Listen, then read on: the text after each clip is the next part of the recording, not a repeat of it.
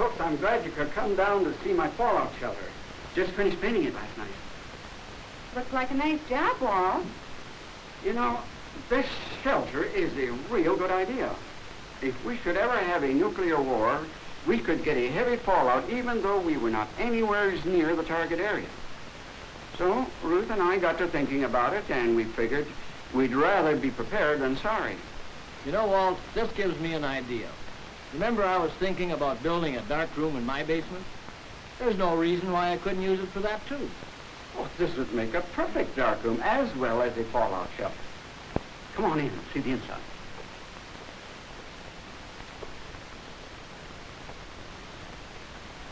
Hey, isn't this nice? Well, Sir Ruth and I certainly can live in here very comfortably for at least 2 weeks.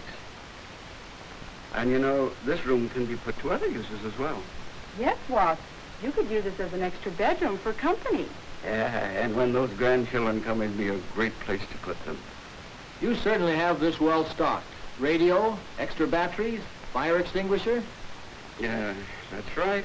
And, you know, besides being a fallout shelter, it's a good place to be during a tornado. Walt, you've done a real good job.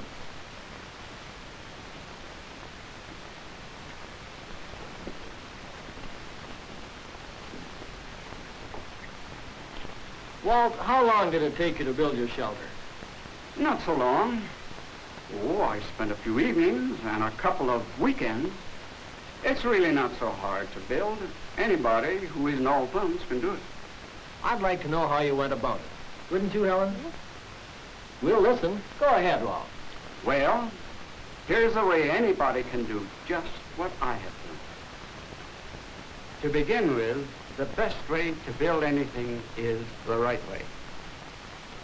So I got this bulletin. It's the official bulletin put out by the Office of Civil and Defense Mobilization, called the Family Fallout Shelter. Another booklet is available from the National Concrete Masonry Association. Both can be obtained from your local civil defense office or the local concrete block producer. Now, my first suggestion to you would be to get these bulletins. Get these bulletins and study them, because in it there are various types of fallout shelters, not only the basement fallout shelter, but also others. Now, once you have that,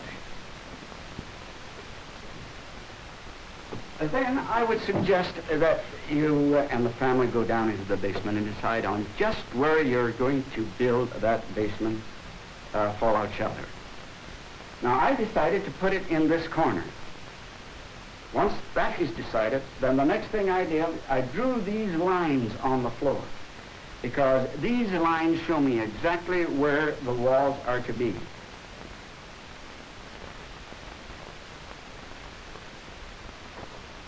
Before laying the blocks of the wall along these lines that I have laid out here, it's necessary that we check the floor to see whether it's level. You see, it may be higher on one end or the other. Make or get a straight edge. Now, a straight edge, we must have one edge absolutely straight. And the other edge must be parallel to this edge. That is, it must be just as wide all the way along. Now, this can be a 1x4 or a 1x6, just so that it's perfectly straight and the sides parallel. Now, lay the straight edge along the place where you're going to have the wall. Now, if it should rock, that means that it's high in the center. Now, if it is high in the center, you really can't make a good check. So take two blocks. They must be of the same thickness, though. Put one under this end, and the other one under the other end. Now you can put your level on the straight edge any place along the way. Now, if it isn't level, that means that you have to raise up one end or the other end until it is perfectly level. Then you can see what the difference might be. Now, if that difference isn't too great, you can make up that difference with the first layer of mortar under the first course of concrete blocks.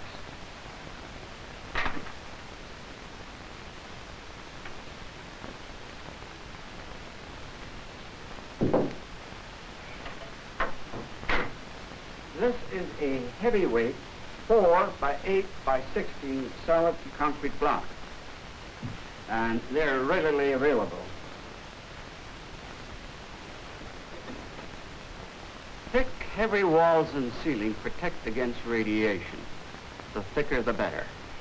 Concrete blocks, therefore, are very well suited for this type of construction. Now, in laying a wall, you know, the mason always starts by laying one block over here and the other block. In other words, he builds up the corners first. In order that we know just exactly where to place this first block, since we must start here, we will have to lay out this wall dry, that is, without mortar. Now, you may wonder why we have scored this. Well, I'll tell you, we have removed the paint so that when we bring this wall up against here, there will be a good bond, and this scoring helps to make a good bond. You have to have a piece of wood that's 3/8 of an inch thick, because you see 3/8 is the exact thickness of the mortar joint between the blocks. Put the block down, put the board in there, another block, put the board in between. But be careful when you slide it up, you don't bang, because if you do, you know, you're going to move the block, and then by the time you get over there, you're going to be way out.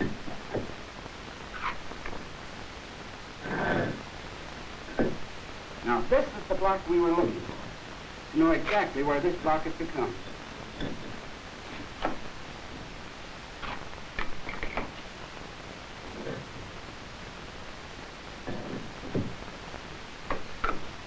Now, when we laid out this wall, you'll notice that we are supposed to stop here. Why? Because we have a doorway coming in. Now, this last portion of it is only a part of a block. Now, we laid the wall out so that we would have a half a block. That makes it simpler. You see, in laying a half a block here, the next block will be a full block. In other words, you see, we'll be breaking joints. That's the proper way to lay a wall.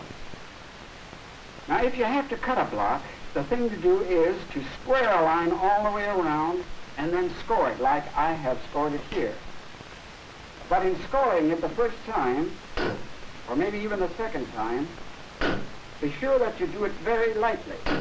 Because if you hit too hard, you may find it'll crack the block in the wrong place. Now, if you wear glasses like I do, that may be all right. But if you don't, I would advise that you get some safety glasses or the goggles to wear, because when these particles spit out, you know, they may injure your eyes.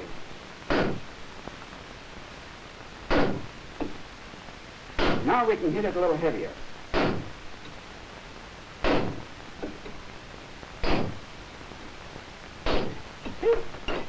See how nice that broke? Now we put this in here, and we should have the smooth side out, the rough side against the joint, and then we'll space it here. Now we're all ready. See? That completes our wall on this end. I'm using this story pole to mark the height of each course of the wall that we're going to build where it meets the main wall. Now, a story pole is a 1x2. And you notice I've drawn lines on here. Now, these lines represent the thickness of the mortar, the thickness of the block, mortar, block, and so on all the way up.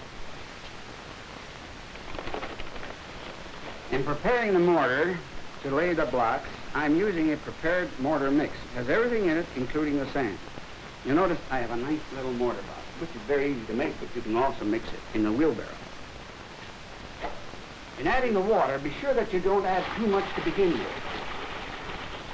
Because if you aren't careful, you'll get too sloppy a mix. After the mortar is mixed, it's well to put it on a mortar board. It's so much easier to pick it up. Now, here's a little trick that I learned from a mason friend. Shape your mortar like this, bring the trowel underneath, and then slowly turn it. And that way, you can lay a nice ribbon, see? Now, it's well for you to practice this just a little so that you can lay a ribbon of mortar down that way when you start laying the blocks.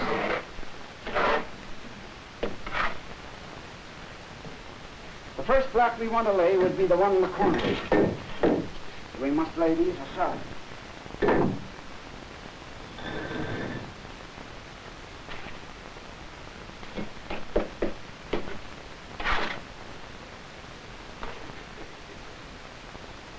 Now be sure that you put plenty of mortar down for the first course, and as far as that's concerned, for every course, for the simple reason that it's very important that we fill these joints well with mortar. When you lay the block right on top, you notice this line extending over here, this line extending there. Now I can't see the line here, but I made this extension so I can line up my block.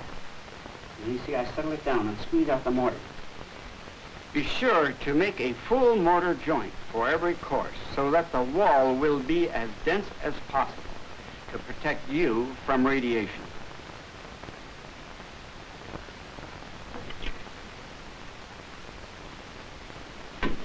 Now you see the story pole comes into play. Now it's still a little high, and I can lower it with a treadle. And I level it with a level. Now it's still a little high out here. Now try and get this first one perfectly level.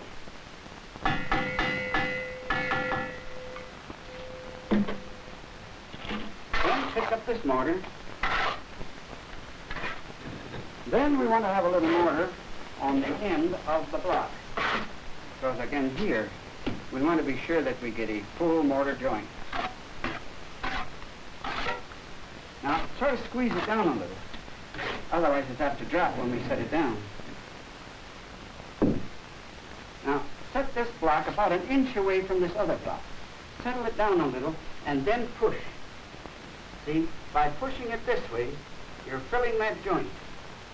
Now let's get it down to where we want it.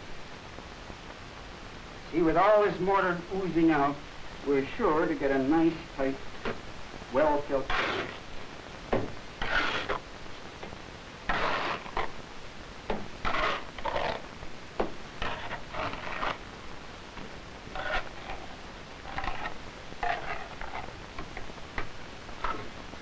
Then we got to check to see whether we're level. No, we got to go down on this here.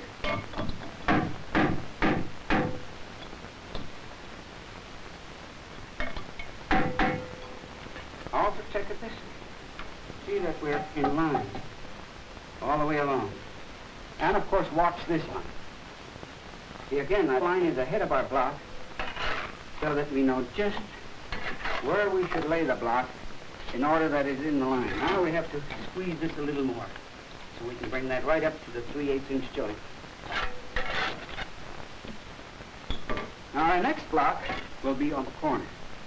See, that will then bridge over this joint here.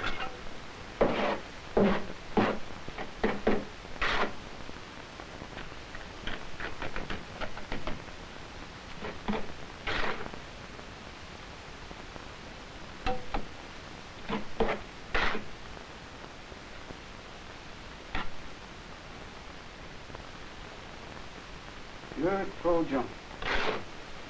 And we'll take this block, lay it on here very carefully. And here's where we're going to use that story point.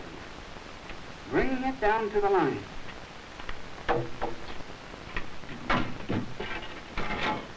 And checking it with our trowel to see, or with our level, I should say, so that it's plumb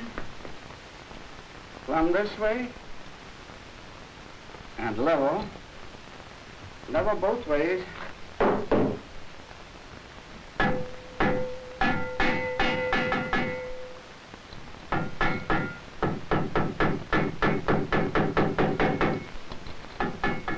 With this block laid in position in a full bed of mortar, tight against the basement wall, and along the line that we have laid out, we're now ready to complete this first course. But first we should put up a line. Now this line serves two purposes. One purpose is to keep the blocks in straight line, also to keep it of the same height, that is level.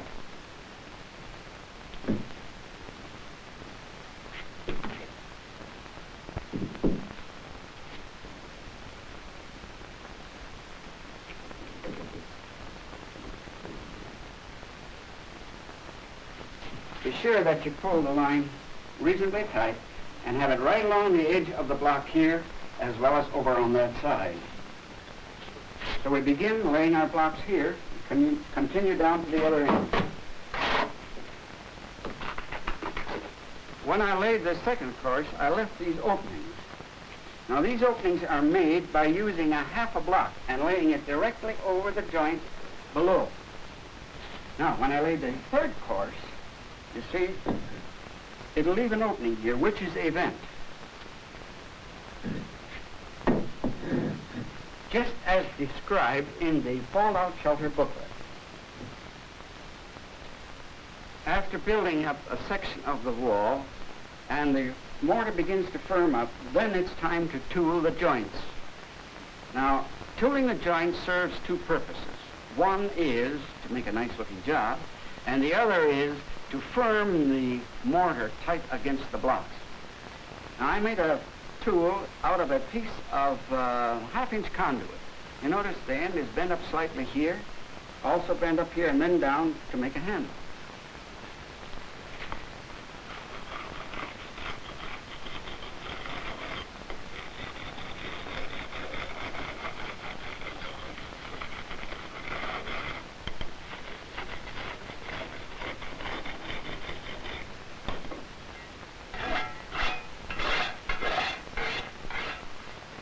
Since we need protection from radiation from overhead as well as from the sides, I'm now going to build the supports for the ceiling of the shelter.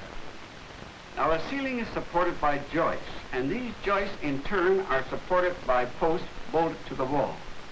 I have already drawn lines around the wall to show exactly what the height of these posts would be. Now you will notice that the line on this side is about 4 inches lower than on the side. In other words, we're going to have a 4x4 beam over the top of these posts, but we will not need it on this side.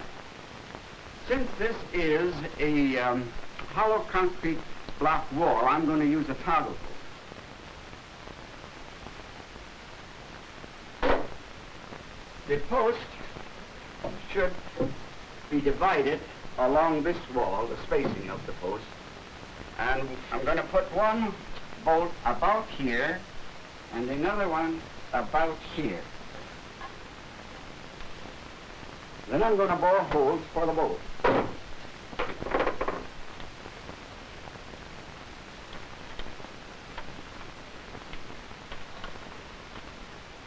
I have already drilled a hole in the wall for the toggle bolt. To locate that hole, you put the bolt through the post. Set the post in the exact location where you want the hole. And then tap it lightly. Not too hard because it may spoil the threads on the bolt. Then you use the star drill to drill a hole through and possibly open it up a little, large enough for the toggle to pass through. Put the toggle onto the bolt and run the bolt just through the toggle, just so it comes out on the other side. Okay? Then you bring it in position, squeeze it together, and let it go through. Pull it back. Now before you tighten this, put the toggle into the bottom hole, same way. And then you start tightening this up. Pulling the post back just a little so that the wings back there will flip around. Now that I have all the posts securely in place, I'll place this beam on top of these posts. It will support the joist on this end, and the shelter wall will support the joist on the other end.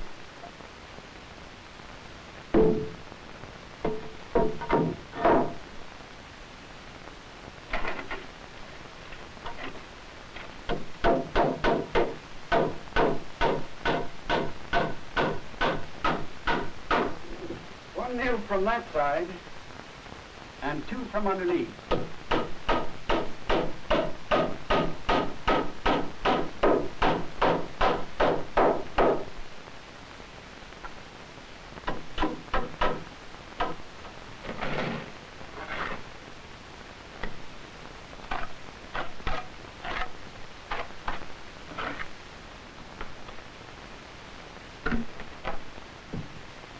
don't forget to make a shove joint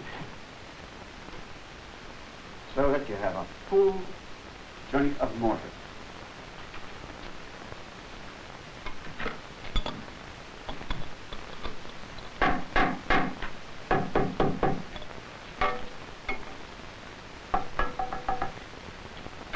Now here's another trick that will be of help to you. This straight edge that I've used at the beginning will be a great help to you to line up these blocks so that they'll be perfectly straight.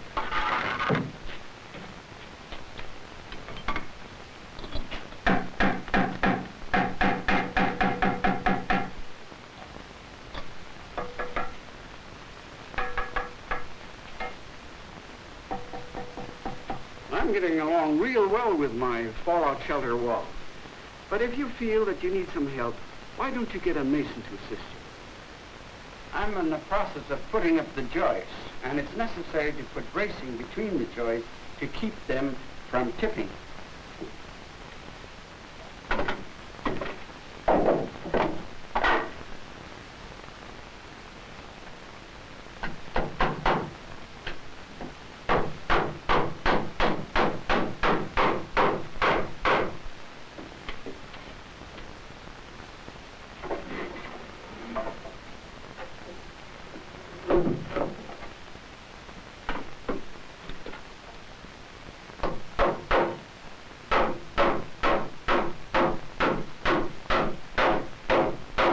Now it's also necessary to toe-nail the joist into the beam on both sides.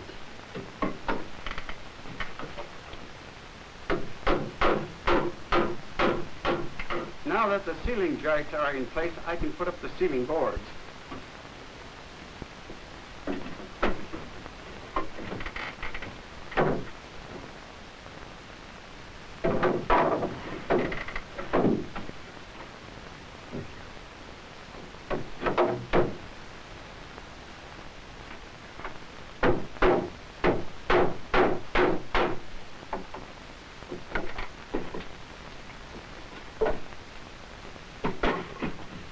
It's well not to put up too many boards because you have to lay these concrete blocks in place.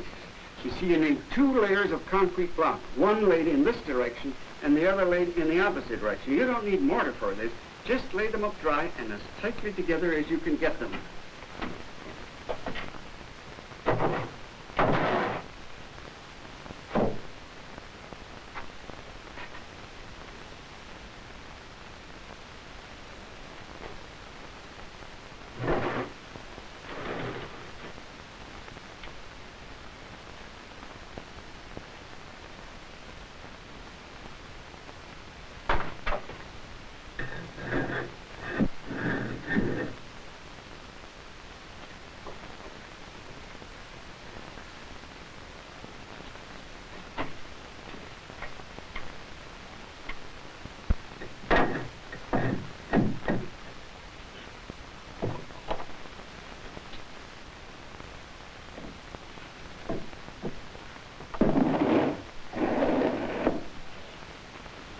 Before completing the walls, it's necessary to lay all of the ceiling blocks.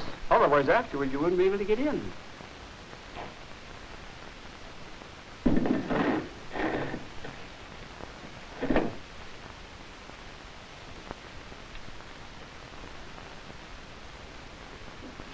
Well, this finishes my fallout shelter. Notice this baffle wall, which covers the opening. Now, it'd be a good thing, you know, if you would get your larger pieces of furniture, such as the bunks and possibly table, in there before you build that wall. Otherwise, you may have a hard time to get them in afterwards. Now, you don't really have to paint the walls, but my wife thought it would be nice if I did. So maybe I'd better get busy and finish it right now.